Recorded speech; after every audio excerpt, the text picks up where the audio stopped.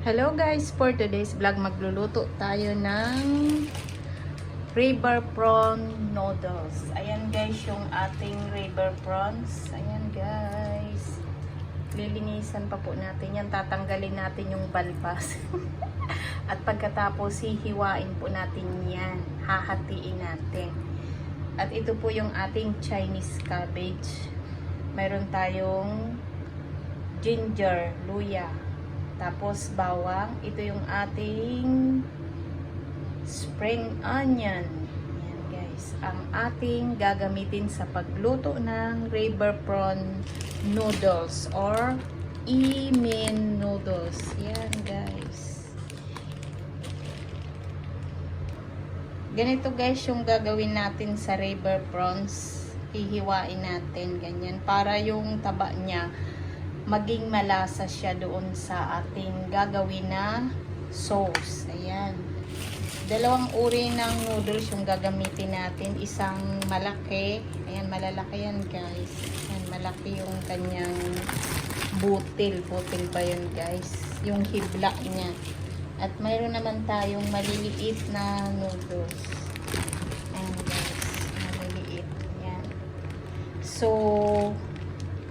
lulutuin po muna natin yung noodles bago natin gagawin yung ating sauce.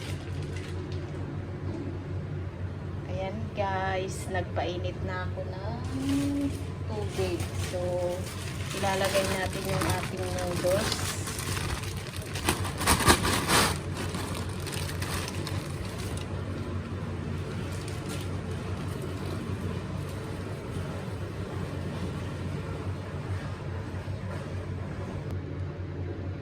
Ito na guys yung ating river prawns. Nahiwa na natin lahat. At mag-start na tayong magluto ng ating river prawn noodles.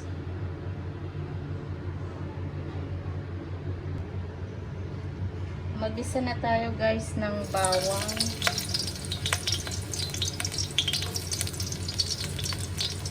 Yung ating luya.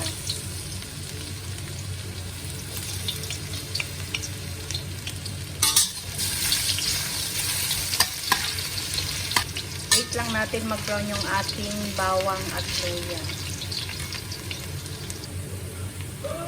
Ayan guys, brown na yung ating bawang at luya. Ilalagay na natin yung ating river prawns. Ipiprito po natin sa plate.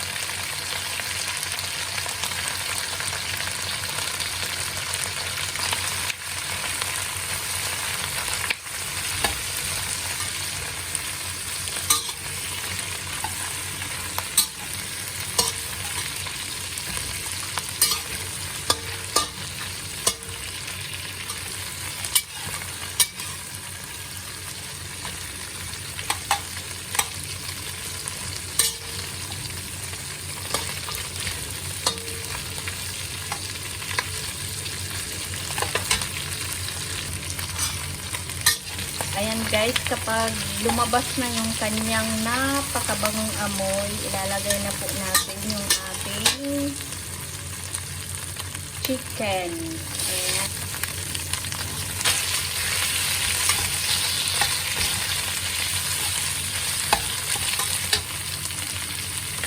Ilalagay po natin yung ating spring onion.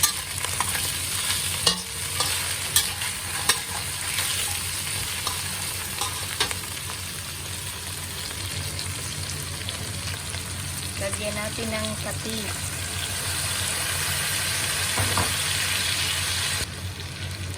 Lagyan natin ng Chinese wine.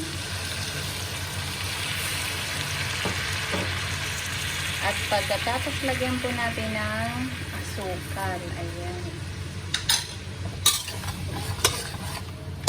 Ang bango ng ating river prawns. Pakulaan po natin saglit bago natin ilagay yung ating chicken stock or yung pinakuluan ko na karning manok. Ayan, yung buto-buto.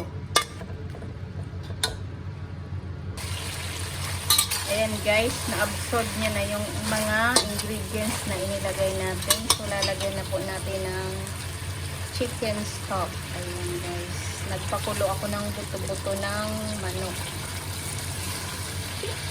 Yan po ang isasabaw natin. Ayan po ito.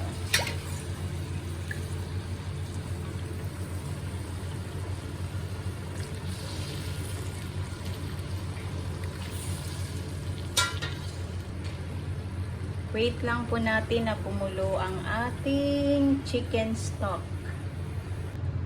Ayan guys, kumulo na yung ating sabaw na gagawin nating sauce sa ating noodles. So, ilalagay na po natin yung ating Chinese cabbage.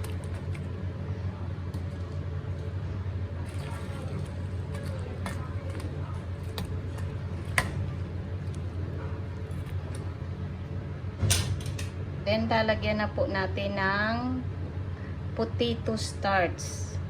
Ayan, mamaya ko po ilalagay kasi kailangan kapag nilagay ko po yan, hahaluin nyo ng mabuti kasi magbubuo-buo po yan. So, mamaya po.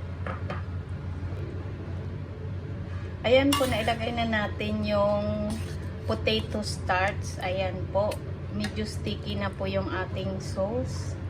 Then, lalagyan na po natin siya ng itlog. Ayan po yung ating dalawang itlog. Tapos guys, ganito gagawin nyo guys. Haluin nyo dahan-dahan para maganda yung itlog buo-buo. Ayan.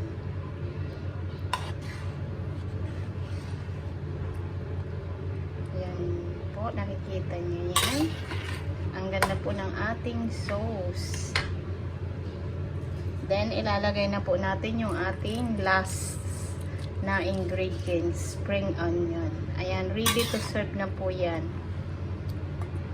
Off na po natin ang ating kalan.